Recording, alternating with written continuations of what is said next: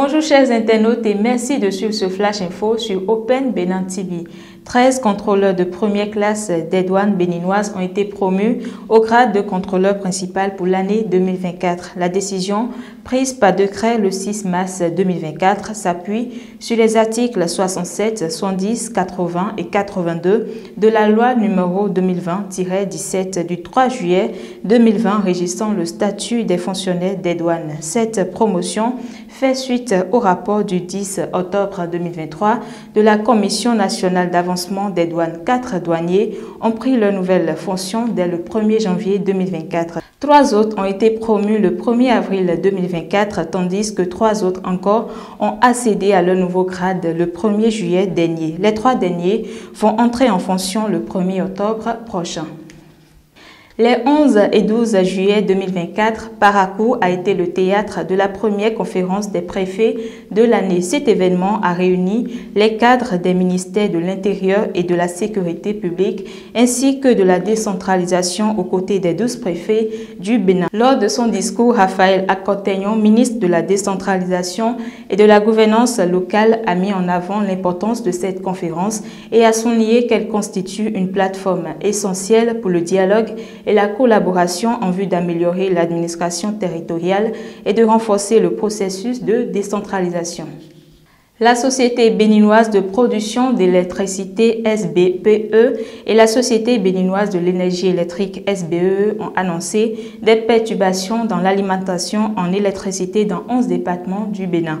Ces interruptions prévues du 5 au 18 août 2024 résultent des travaux de maintenance sur la ligne qui relie Sakété à Ikeja ouest au Nigeria. Selon le communiqué, l'approvisionnement en l'électricité en provenance du Nigeria sera coupé chaque jour de 8h à 17h00 affectant les départements de l'Atlantique, de l'Ouémé, du plateau du Zou, des collines du Monokoufo, du Bogou, de la Libori, la Takora et de la Donga. La SBE appelle ses abonnés à limiter l'usage d'électricité aux services essentiels durant cette période pour minimiser l'impact des travaux. Le 11 juillet dernier, Letonji Benton, directeur général de la Société d'investissement et de promotion de l'industrie CIPI Bénin, a réaffirmé son engagement envers les droits des travailleurs de la zone industrielle de Glodjigbe-Zé. Ceci au cours de la 2e édition des matinées juridiques où il a insisté sur l'importance du respect des lois béninoises pour tous les investisseurs de la zone. Cette rencontre semestrielle consiste à sensibiliser les investisseurs responsables d'unités et travailleurs sur les aspects juridiques en vigueur dans la zone industrielle. Le thème de cette édition, régime juridique de l'emploi et de la sécurité sociale au sein de la zone industrielle de Glodjigbe, a été choisi en raison des spécificités du cadre légal de la zone.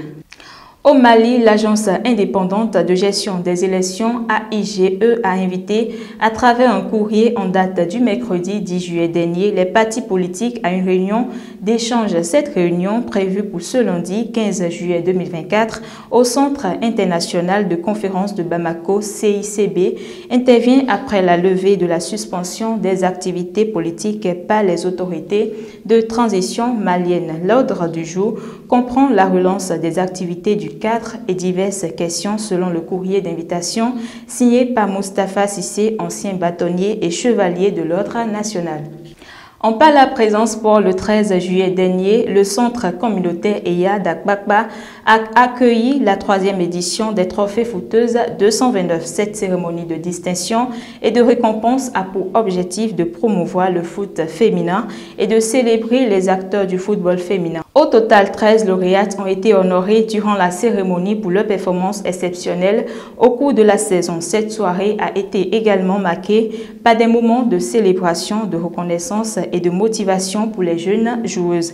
Les trophées footeuses continuent de jouer un rôle essentiel dans la valorisation du talent et de l'engagement des femmes dans ce sport. Le championnat d'Europe édition 2024 a connu son épilogue ce dimanche 14 juillet. L'Espagne a mis toute l'Europe à ses pieds en venant à bout de l'Angleterre en finale sur un score de 2-1.